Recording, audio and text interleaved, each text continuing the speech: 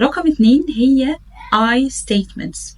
يعني ببساطة شديدة لما أكون بتكلم في موضوع حساس أو حاجة مضايقاني في شريك حياتي، بدل ما أقول له أنت عملت كذا وأنت عملت كذا، أتكلم على نفسي. يعني مثلا لو واحدة ست متضايقة دلوقتي إن جوزها مهمل جدا في البيت، مش بيساعدها خالص، فبدل ما تقول انت مهمل، انت ما بتساعدنيش خالص، انت ما بتساعدش، انت مش مهتم، تبدأ تقوله انا بحس ان انا مضغوطة وتعبانة لاني بهتم بكل حاجة في البيت لوحدي، انا بستنى منك تساعدني ومحتاجة منك تساعدني. ليه اتكلم عن نفسي بدل ما اتهم شريك الحياة؟